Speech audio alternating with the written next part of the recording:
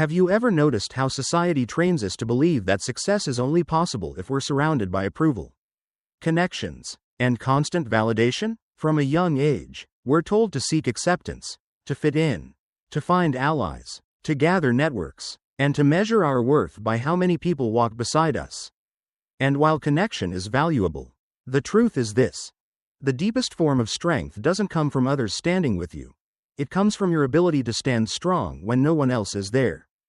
Think about the great warriors of history. Marcus Aurelius, the Stoic emperor of Rome, led an empire not because he always had a circle of cheerleaders, but because he had cultivated something far more powerful, an inner fortress of discipline and resilience. He was surrounded by betrayal, political games, and endless wars, yet his writings and meditations reveal a man who discovered freedom not in the approval of others, but in the mastery of his own mind. And this isn't just ancient philosophy, it's a timeless truth. When you strip away the noise of the crowd, the applause of the audience, and the comfort of companionship, what remains is you. And if you is strong, disciplined, and self-governed, then nothing, no rejection, no loneliness, no failure, can break you. So here's the paradox. Society tells us to lean on others to succeed. But the Stoics remind us that the ultimate foundation of freedom and success is self-reliance. When you are able to govern yourself, your thoughts, your emotions, your choices, you no longer fear isolation. In fact, solitude becomes a training ground where you forge yourself into someone unshakable. Let me ask you, how many times have you held back from chasing a dream because you were waiting for approval? How often have you silenced your own voice just to blend in with the crowd? And how often did it leave you feeling hollow, even though you fit in? This is the prison that dependence builds. But Stoicism shows us the door out. The message is simple, but profound. True strength, true happiness, and true freedom are born the moment you stop outsourcing your worth to others. When you can walk alone, you discover that you were never truly alone. You had your mind, your character, and your principles walking with you all along. This video is about unlocking that strength. It's about learning to become a Stoic warrior, someone who doesn't crumble when left unsupported, but who thrives because of the inner foundation they've built. And in the next moments, we're going to uncover 7 powerful principles that will help you step into this mindset. These are not abstract theories. They are timeless practices that can reshape the way you see yourself, your challenges, and the world around you.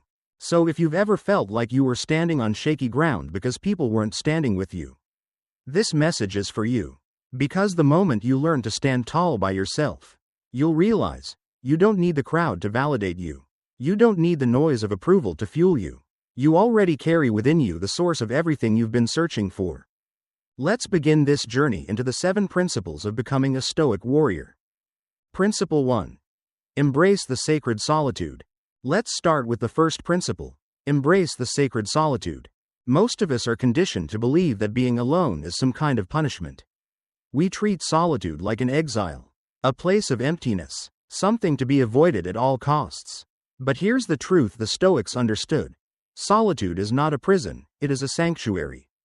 It's the ground where your character grows, where your mind sharpens, and where your soul begins to breathe again. Seneca once said, "Every new beginning comes from some other beginning's end." And solitude is exactly that, a new beginning. When you step into quietness, when you shut out the constant noise of the world, you create the space for something powerful to emerge, your real self. Think about it. When was the last time you truly sat in silence, without reaching for your phone, without trying to fill the emptiness with background noise, without distracting yourself? For many people, the answer is rarely, or never.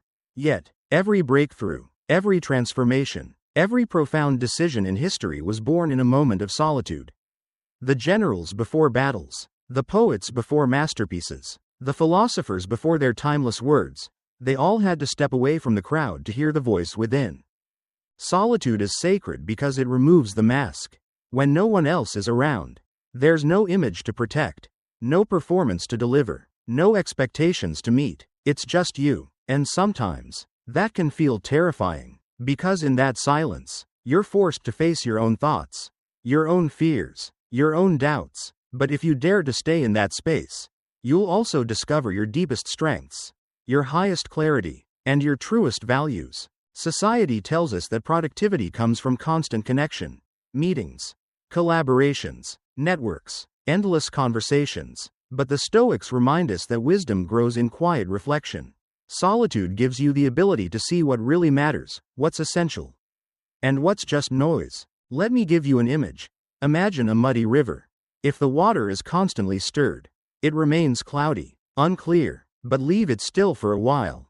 And what happens? The dirt settles to the bottom, and the water becomes crystal clear. That's exactly what happens to your mind in solitude. Stillness allows clarity to rise. But solitude isn't just about thinking. It's also about being, about reclaiming the moments that the modern world has stolen from you. A simple walk by yourself, without headphones, a meal enjoyed in silence, without scrolling through endless feeds, 10 minutes of sitting alone, breathing, listening only to your thoughts. These are not wasted moments. They are investments, moments where you strengthen your ability to listen to yourself, to hear your own inner compass. Let me ask you, if you cannot enjoy your own company, how can you expect others to truly enjoy it? If you cannot stand being alone, how can you ever be free? Freedom, after all, is not about being surrounded, it's about being unshaken when you are not. The warriors of Stoicism understood this. Marcus Aurelius, ruling an empire, found time each night to retreat into solitude and write his meditations. Not for the world, not for history, but for himself, to anchor his soul amidst the chaos. Epictetus, once a slave, taught that no one can imprison your mind if you learn to master it in silence. Seneca, advising emperors and leaders, wrote that solitude is not withdrawal but preparation, a sharpening of the blade before it meets the battle. And here's what makes solitude sacred: it transforms loneliness into power. Loneliness says, I am empty because no one is here. Solitude says, I am full because I am here. That shift in perspective is the foundation of strength. So how do you practice this principle in a world that never stops moving? Start small. Give yourself a few minutes every day where you choose silence over noise. Maybe it's a walk through your neighborhood without your phone. Maybe it's eating one meal a day without a screen. Maybe it's closing your eyes for 10 minutes and simply letting your thoughts settle. At first, it may feel uncomfortable. Your mind will scream for distraction. But push through. Over time, you'll notice something incredible. Those moments become the most valuable of your day. They become the moments where answers appear, where peace returns, where you realize that happiness is not found in chasing external approval, but in aligning with your own inner truth. The sacredness of solitude is not in escaping the world forever. It's in learning to return to it stronger, calmer, and wiser. It's about creating a solid inner foundation that cannot be shaken by the chaos of others. So, the first step to becoming a Stoic warrior is this: learn to embrace solitude not as a curse, but as a gift, because when you master being alone, you'll discover the greatest secret of all: you were never really alone. You carried your mind, your principles, and your strength with you all along. And once you realize that, no amount of noise, rejection, or abandonment can take that away from you. Principle 2. Your opinion of me is none of my business.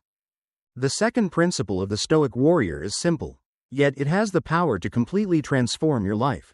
Your opinion of me is none of my business. Now, I know that's easier said than done. From the time we were children, we've been conditioned to care deeply about what others think of us, our appearance, our choices, our successes, and our failures. We fear judgment like it's a death sentence. A negative comment, a raised eyebrow, a rumor behind our back, it can sting for days, even weeks. But here's the reality: the opinions people throw at you rarely have anything to do with you. They are reflections of them, their fears, their failures, their limitations, projected outward like shadows. Think about it. A person who is secure, fulfilled, and at peace doesn't waste energy tearing others down. But someone carrying insecurity, bitterness, or regret, they will often mask it by criticizing those who dare to live differently. Their judgment is not your truth, it's their confession. Epictetus, one of the great Stoic teachers, put it plainly: we are disturbed not by events, but by the views which we take of them. In other words, It's not the criticism itself that hurts, it's our choice to give it power. If you decide that someone else's words define you, then you've handed over your freedom. But if you choose to see their opinion as nothing more than noise, you reclaim your strength. This is what I call building opinion immunity. Just like your body develops immunity against harmful viruses, your mind can develop immunity against harmful judgments. That doesn't mean you ignore every piece of feedback, no. A Stoic warrior is wise enough to recognize constructive criticism when it comes from a place of truth and care. But the rest? The gossip, the cheap shots, the snide remarks from people who don't even live your life, that belongs in the trash. You don't drink poison just because someone offers it to you, so why would you drink in toxic opinions? Let me share a story. A young man once asked a philosopher, "How do I stop people from speaking badly about me?" The philosopher smiled and said, "If you want no one to speak ill of you, do nothing, say nothing, be nothing." In other words, the price of living authentically will always be criticism. The only people who are never judged are the ones who never dare to stand out. So here's the question. Are you willing to sacrifice your authenticity, your freedom, your dreams, just to avoid the sting of someone else's words? Or are you ready to rise above and live according to your own values, regardless of what others say? Here's a practical way to live this principle. Before making any decision, pause and ask yourself, am I choosing this because it aligns with my values? Or because I fear what others will think? If the answer is the second, you already know what you need to do. The truth is, most of the people whose opinions you fear won't even matter a year from now. Some won't matter a month from now. And many of them are so busy worrying about their own lives that they won't even remember what they said about you. Yet here you are, letting those words rent space in your mind, shaping your choices, stealing your peace. Imagine what your life would look like if you freed yourself from that cage. Imagine making decisions not because they are popular, but because they are right for you. Imagine living in alignment with your principles, even when the world shakes its head. That's the power of opinion immunity. It allows you to walk your path with clarity and courage, no longer pulled by the strings of outside judgment. And here's something crucial. Being immune to opinion doesn't mean being arrogant or closed off. It means being selective. It means filtering the voices you let in. A trusted mentor, a close friend, someone who has walked the road before you. These are voices worth listening to. But the anonymous crowd, the envious neighbor, the online stranger hiding behind a screen, these are voices you let pass by, like wind blowing through an open window. Because at the end of the day, it is not their opinion that defines you, it is your actions, your discipline, your values, the life you choose to build. So the second principle of the Stoic Warrior is a call to freedom. Free yourself from the chains of approval. Stop outsourcing your happiness to the applause of others. Build your immunity to judgment by remembering this. What they say is about them, not about you. When you live this way, something amazing happens. The noise of the crowd fades. And for the first time, you begin to hear something far more important, the voice of your own soul. Principle 3. Strength in self-reliance. The third principle of the Stoic Warrior is this: strength in self-reliance. Now let's be clear, self-reliance is not selfishness. It's not about shutting the world out or refusing to care for others. In fact, it's the exact opposite. True self-reliance is the foundation that allows you to serve, to give, and to stand strong for those who need you. Without it, you're just another fragile soul leaning on someone else's shoulders, always waiting to be rescued. The Stoics understood that life demands sovereignty, especially emotional sovereignty. What does that mean? It means mastering your own emotional storms instead of expecting someone else to calm them for you. It means learning to process fear, anger, and sadness within yourself instead of seeking constant rescue. Because when you depend on others to fix your emotions, you're essentially handing them the keys to your freedom. Think about it. How many times have you felt broken and looked outward, waiting for someone to say the right words, to offer the right comfort, to make the pain disappear? And while support can be beautiful, what happens when that support doesn't come? Do you collapse? Or do you stand? Self-reliance means you stand. Marcus Aurelius once reminded himself that no one can rob you of your ability to reason, to choose, to respond. That's sovereignty. That's the essence of being your own anchor in a chaotic world. Now let's get practical. Building self-reliance isn't just an inner philosophy, it's something you train. Like a muscle, learn the skills that make you independent. Cook your own meals so you know how to nourish yourself. Manage your finances so you're not enslaved to debt or dependent on others to save you. Train your body so that you can endure challenges and build resilience. Every skill you master, every responsibility you take, is another brick in the fortress of your independence. And let's talk about responsibility. Because this is the heart of self-reliance. When you decide to take full responsibility for your life, your choices, your outcomes, your failures, your victories, you unlock something extraordinary: total control. You stop blaming your parents, your boss, the economy, your past, or the people who didn't support you. Instead, you say, "This is my life, and I own it." That ownership is terrifying at first, but it's also liberating. Because if you created part of the mess, then you also have the power to create the solution. Let me ask you, who do you think is stronger? The person who constantly complains about the hand they were dealt? Or the one who picks up the cards and plays them with mastery? The Stoic Warrior chooses the second path. They refuse to be a victim of circumstance. They may not control everything, but they always control how they respond. Here's a personal challenge you can try. The next time you feel overwhelmed by emotion, whether it's anger, fear, or sadness, pause before you reach out for comfort. Instead, ask yourself, what is this feeling trying to teach me? How can I process this on my own before I bring it to someone else? This doesn't mean you can't seek support, but it does mean you learn to carry your own weight first. So that your relationships are about sharing strength, not outsourcing survival. The deeper meaning of self-reliance is freedom. When you know that you can survive, thrive, and grow on your own, you stop living in fear of abandonment, rejection, or betrayal. You become unshakable, and from that place of strength, you can give freely to others, not because you need them, but because you choose to. Imagine being the kind of person who doesn't crumble when life throws challenges at you. Imagine being someone who carries responsibility with dignity, who doesn't need to be rescued, but who can rescue others. That's the kind of strength the world respects. That's the kind of strength the Stoics trained for. So here's the truth. Self-reliance doesn't make you harder to love, it makes your love more powerful. Because when you don't depend on others to fill your emptiness, you're free to love them without fear, without clinging, without neediness. You give from overflow, not from scarcity. This is why self-reliance is sacred.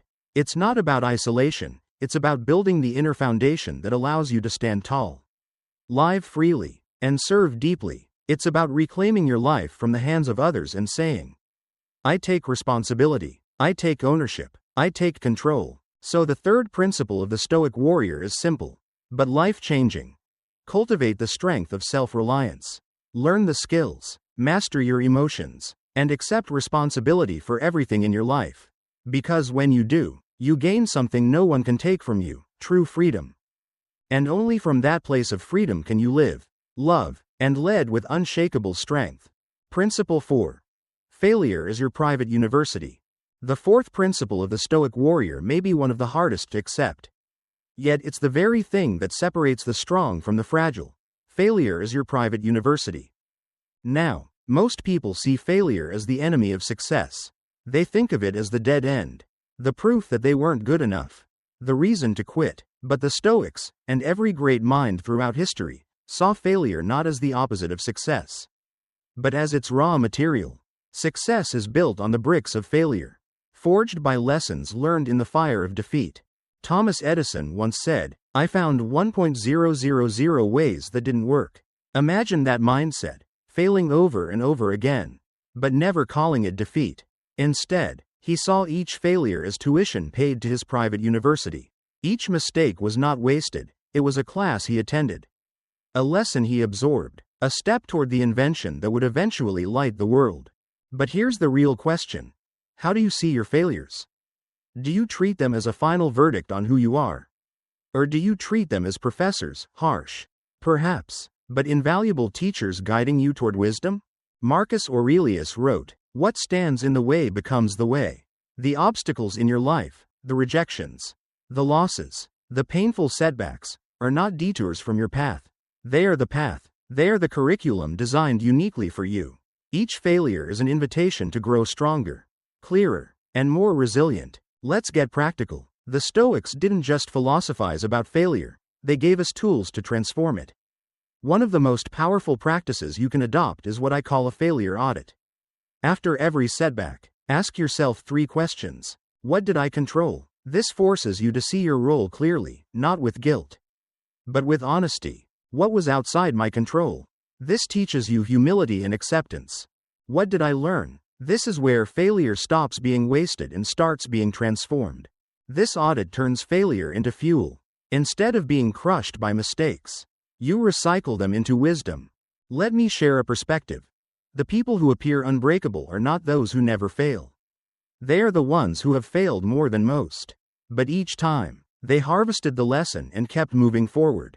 That is the essence of being anti-fragile, not just surviving adversity, but growing stronger because of it. Think about your own life.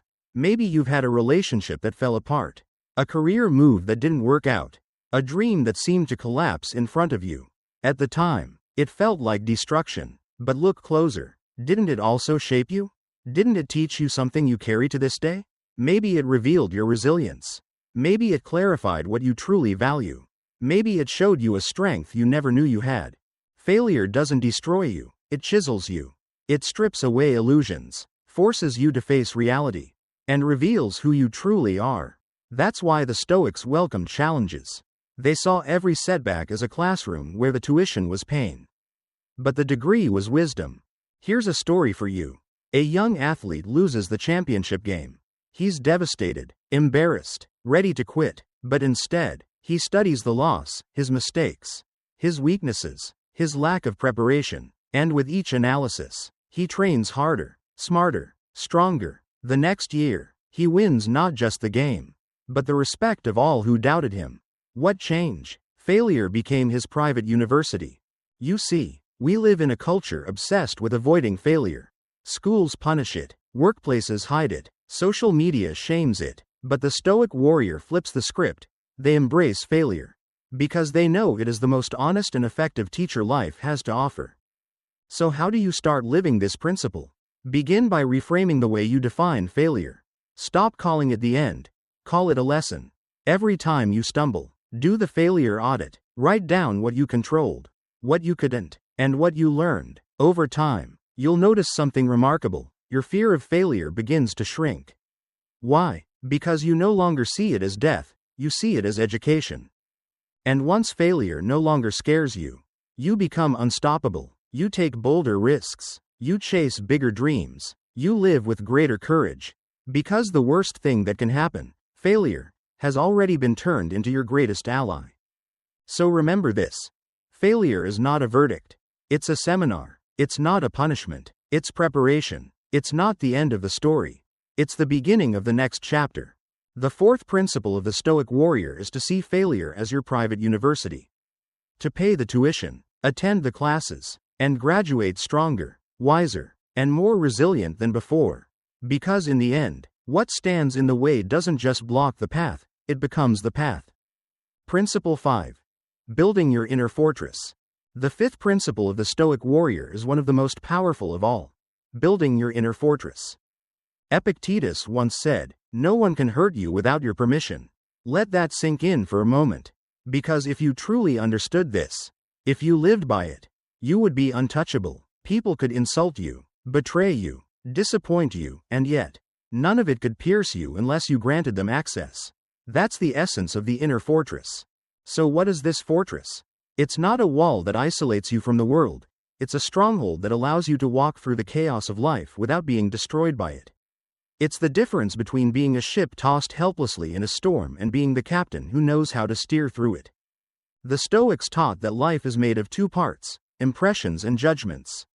Impressions are the things that happen to you, an insult, a setback, a loss. They arrive at your door uninvited. Judgments, however, are what you choose to make of those impressions.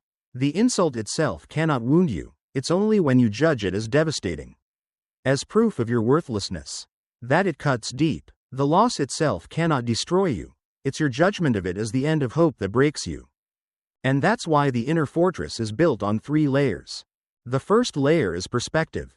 This is your ability to see beyond the immediate noise of the moment. Life throws distractions at you every day. Someone cuts you off in traffic.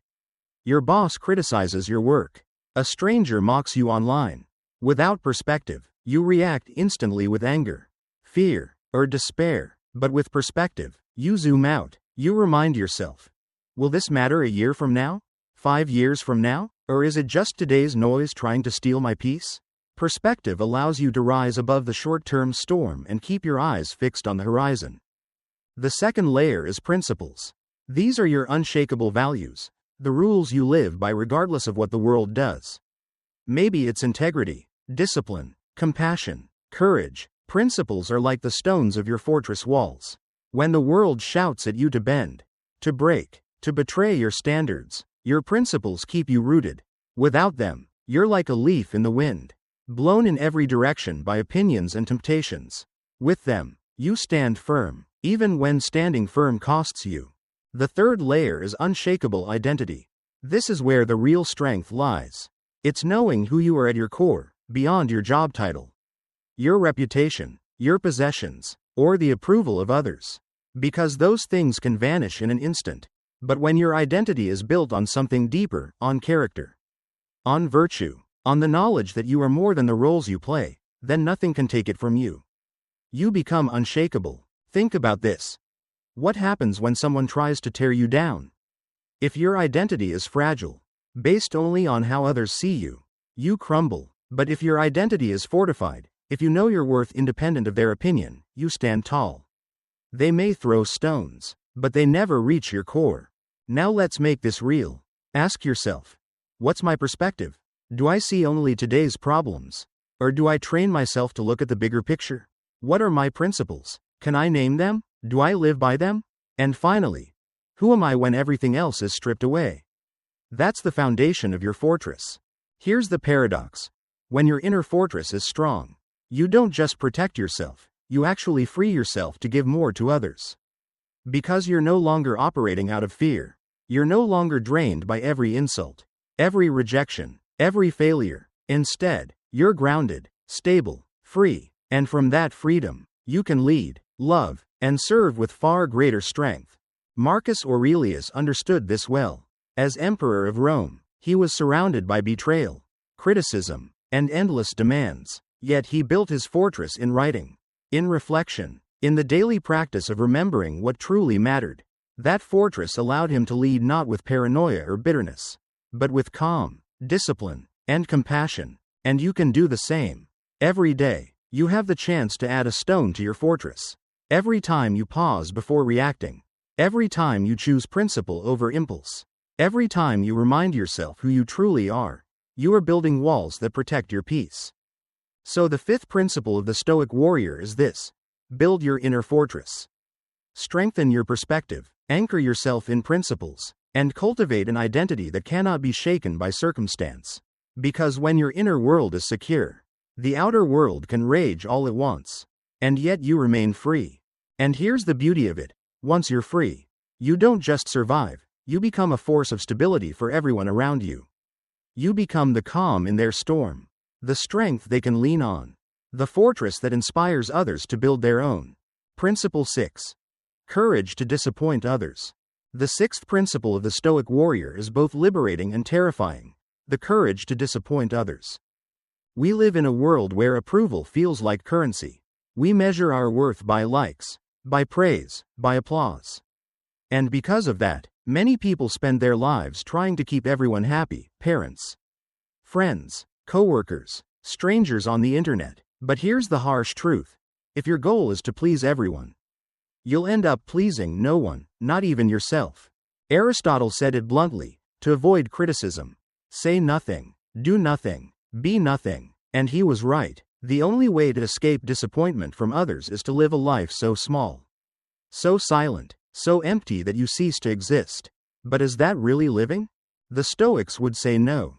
They would say that to live with integrity means you will inevitably let people down. Because authenticity demands boundaries. It demands saying no when everything inside you is screaming not to betray yourself with another. Yes. Think about it. How many times have you said yes to something you didn't want? Just to keep the peace? How many times have you sacrificed your values, your time, your energy, simply because you were afraid of letting someone down? And afterward, did it bring you peace? Or did it leave you drained, resentful, and even further from yourself? The truth is, courage isn't about fighting dragons or conquering empires. Sometimes, courage is looking someone you love in the eye and saying, I can't do this for you, not because I don't care, but because I need to be honest about who I am. That's real bravery. The Stoic Warrior develops what I call strategic disappointment. This means choosing carefully who and what you are willing to disappoint, because you will disappoint someone. The key is to make sure that in protecting others' expectations, you don't abandon your own values. You weigh what matters most. You ask yourself, if I say yes to this, what am I saying no to in my own life? Is the trade worth it? And here's the paradox. When you find the courage to disappoint others for the sake of truth, you actually create stronger, healthier relationships. Because authenticity builds respect, people may not always like your choices, but they will learn to trust that your yes means yes, and your no means no. Over time, that trust is far more valuable than shallow approval. Let me give you a story. A young man once told his father he didn't want to take over the family business. His father was disappointed, even angry, but years later, the son built a different path, one rooted in his own passion. And when his father saw the joy and integrity in his son's life, the disappointment turned into respect. Had the son given in, he would have lived a life of resentment, silently collapsing under someone else's dream. Instead, he chose the courage to disappoint, and in doing so, he honored both himself and, eventually, his father. The Stoics knew this truth. Living authentically always carries the risk of rejection. But the cost of avoiding that risk is far greater. It's the slow death of your own soul. And that's a price no warrior should ever pay. So how do you practice this courage? Start small. Say no to the things that drain you, the invitations you don't want, the tasks that don't align with your values. Yes, people may frown. Yes, someone may feel let down. But remember, your worth is not measured by universal approval. It is measured by your alignment with your principles. Ask yourself, would you rather live admired for a mask, or respected for your truth? Would you rather collect endless shallow friendships built on appeasement, or fewer, deeper connections built on honesty? The Stoic Warrior chooses the second path, because only that path leads to real freedom. And here's the beauty of it. Once you stop trying to please everyone, you stop being controlled by everyone. You become free, free to live as you are, free to give from authenticity, not obligation, free to love in a way that isn't manipulative or resentful, but whole and genuine. So the sixth principle of the Stoic Warrior is this: have the courage to disappoint others. Not recklessly, not cruelly, but strategically, with wisdom, with integrity, with clarity, because every time you choose to honor your truth, even at the cost of approval, you strengthen the only relationship that will last your entire life, the one you have with yourself. And once that relationship is solid, you'll discover something amazing. Those who truly matter will stay, not because you bent to their will, but because you stood in your truth. Principle 7. Victory through self-mastery. The seventh and final principle of the Stoic Warrior is the crown jewel of them all. Victory through self-mastery. Lao Tzu once said, "He who conquers others is strong, but he who conquers himself is mighty." Think about that for a moment. The world often teaches us to measure strength by how many people we can dominate, how many battles we can win, how much ground we can take. But the Stoics, and the wisest leaders across history, understood that the greatest battlefield is not out there. It's in here, inside your mind, inside your heart, inside your daily choices. Because if you cannot master yourself, every other victory will eventually crumble. You might win the argument, but if anger controls you, you've already lost. You might earn the money, but if greed owns you, you'll never be free. You might climb to the top of the mountain, but if fear whispers in your ear at every step, you'll never enjoy the view. Self-mastery is not about perfection. It's about learning to steer the ship of your own life rather than being tossed around by every wave of emotion, every passing thought, every external trigger. It's about choosing your response instead of being enslaved by reaction. And here's the good news. Mastery doesn't happen in grand moments, it happens in the small, ordinary trials of daily life. When you're stuck in traffic and you feel your blood pressure rise. That's training ground. When someone criticizes you unfairly and you resist the urge to lash back. That's training ground. When procrastination whispers, "Do it tomorrow," but you get up and do it today. That's training ground. Every small victory over yourself adds a brick to the fortress of self-mastery. Marcus Aurelius faced armies, plagues, and political betrayals, yet in his meditations, he kept reminding himself, the true enemy is not the external chaos, but the internal weakness. That's why he wrote, "You have power over your mind, not outside events. Realize this, and you will find strength." Let me ask you this. When was the last time you felt truly in control, not of the world, but of yourself? Can you remember a moment when temptation came, and you said no? Or when fear rose up, and you acted anyway? Those moments might have seemed small at the time, but they were victories more profound than any external trophy. The Stoic Warrior understands that self-mastery is the only victory that cannot be taken away. Think about it. If you conquer another person, they may rise again. If you build an empire, it may one day fall. If you achieve fame, it can fade overnight. But if you conquer yourself, if you learn to command your thoughts, emotions, and actions, that victory is eternal. No one can strip it from you. And here's the deeper meaning. Once you master yourself, you stop being a slave.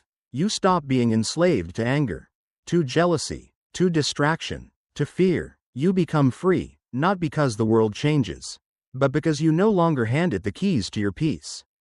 So how do we practice this? Start by turning daily life into a dojo. When something small irritates you, instead of seeing it as a nuisance, see it as training. When you're tempted to indulge in laziness, see it as an opportunity to strengthen discipline. When emotions rise up like a storm, see them as weights in the gym of the soul, weights that, if lifted, will make you stronger. And remember, self-mastery isn't about suppression. It's not about pretending you don't feel. It's about acknowledging your feelings, then choosing what to do with them. Anger comes? Notice it, breathe, and decide. Fear comes? Accept it, then act anyway. Desire comes? Recognize it, then ask, will this serve me or enslave me? That's mastery, not denial, but dominion. The reward of this path is not just resilience, but true freedom. Because when you conquer yourself, no insult can pierce you. No temptation can enslave you, and no storm can drown you. You move through life with a calm strength that others feel but cannot explain. You become a warrior not because you fight the world, but because you've already won the greatest battle of all. So the seventh principle of the Stoic Warrior is this: seek victory not outside, but within. Train daily in small things so that when great challenges come, you are ready. Build the habit of choosing your response over reaction. And remember that every act of self-mastery, no matter how small, is a permanent victory added to your soul. Because the man or woman who conquers themselves has already conquered the world. Conclusion. The path of the Stoic Warrior. And now, we've reached the end of this journey. We've walked through 7 timeless principles, the foundation of becoming a Stoic warrior. But let's pause for a moment and bring it all together. First, you learn to embrace sacred solitude, to see being alone not as a punishment, but as the birthplace of clarity, wisdom, and inner strength. Second, you discovered that the opinions of others are none of your business. Judgment is almost always a reflection of their fears, their failures, their limits, not your worth. Third, you built the strength of self-reliance, not selfishness, but sovereignty, the ability to take responsibility for your own emotions, skills, and life, so you can stand firm and serve others from a place of strength. Fourth, you understood that failure is not the enemy but your private university. Every setback is tuition for wisdom, a lesson in disguise, a chance to become anti-fragile, stronger after the storm. Fifth, you learned to build your inner fortress, perspective, principles, and unshakable identity, the 3 walls that protect you from chaos and keep you free even in the middle of the world's noise. Sixth, you faced the truth that you cannot please everyone. The courage to disappoint others is not cruelty, it's authenticity. It's choosing to honor your values even if it means letting someone down. And seventh, you discovered the greatest victory of all. Victory through self-mastery. Because the warrior who conquers themselves, who learns to master their emotions, their thoughts, their reactions, has already conquered the world. 7 principles, 7 practices, 7 stepping stones on the path to becoming a Stoic warrior. Marcus Aurelius, in his quiet wisdom, once wrote, "Very little is needed to make a happy life. It is all within yourself." That is the heart of this journey. You don't need the applause of the crowd, the approval of strangers, or the security of things outside your control. Everything you need, strength, clarity, freedom, is already within you, waiting to be cultivated. And here's the paradox. Walking this path may mean walking alone at times. But it is not loneliness, it is freedom. Because once you are strong within yourself, you are free to love others without fear, to serve without exhaustion, to give without losing yourself. You stop clinging, and you start living. You stop depending, and you start overflowing. So let me ask you, are you ready to take these principles and live them, not just in theory, but in practice? Are you ready to stop outsourcing your worth and start building it from within? Are you ready to step into the role that life is calling you toward? A warrior not defined by conquest of others, but by mastery of self? This is the invitation, to embrace solitude, to rise above opinion, to stand in self-reliance, to learn from failure, to build your fortress, to find courage in honesty, to conquer yourself. That is the path, that is the freedom, that is the strength of the Stoic warrior. So as we close, remember this. You don't need the world's permission to be strong. You already have everything you need to live with freedom, integrity, and power. Walk forward, not waiting for approval, not fearing failure, not chained to the noise of the world. Walk forward as a Stoic warrior, master of your mind, commander of your emotions, architect of your destiny. The battle is within, and the victory is yours.